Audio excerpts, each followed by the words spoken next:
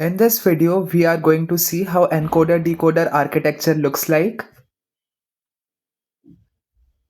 Before going into that, we are going to see what challenges were there with the architecture of LSTMs. LSTMs take inputs at every time step and cell states and hidden states from its previous time step as input, and then it produces CT and HT. This new hidden state is used for making predictions or classification or generating the output word in our case. Okay, so whatever operation we need to produce our output is being taken care by this HT. So HT will be produced for those many times.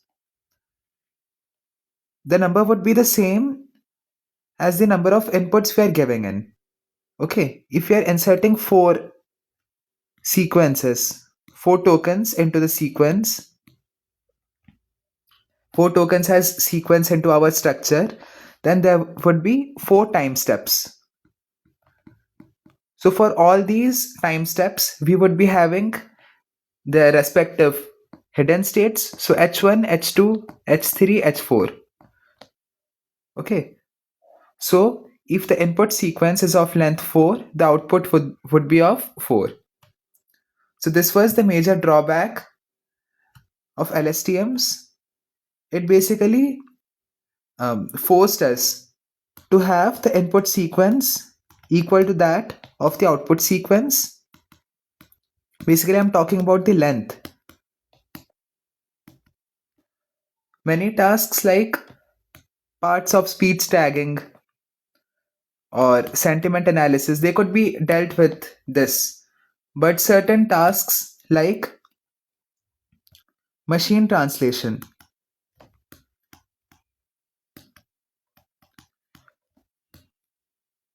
when we translate a sentence from English to Hindi or to any language, the number of words in English won't be equal to the number of words in Hindi.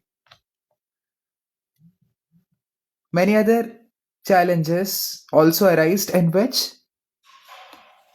the problem was we could not control the number of words in our output sequence.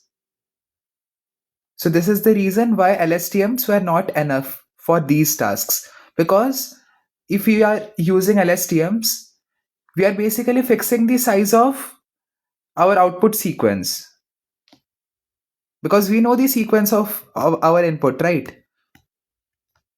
So in a way, we were fixing the length of our output, which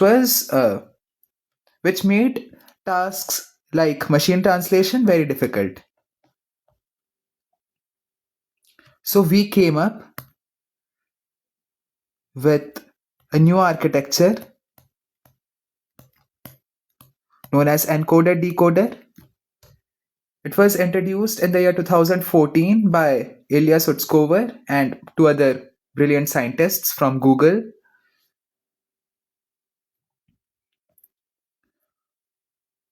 What they said was we would be using 2 different LSTM blocks. One would be an encoder, another would be a decoder. What the encoder would do is it would take the entire sequence as input, like all the time steps. It will go through all the time steps and produce, let's say I have a sequence. I am from China. So it would take all the words of this sequence, okay, and then it would produce a vector of some dimension. Now this vector would carry the semantic meaning of the entire sentence, and then this vector would be passed through another LSTM block, which would at each time step produce the words in the other language. I am from China will get converted to मैं, whatever its Hindi is. China से हूँ.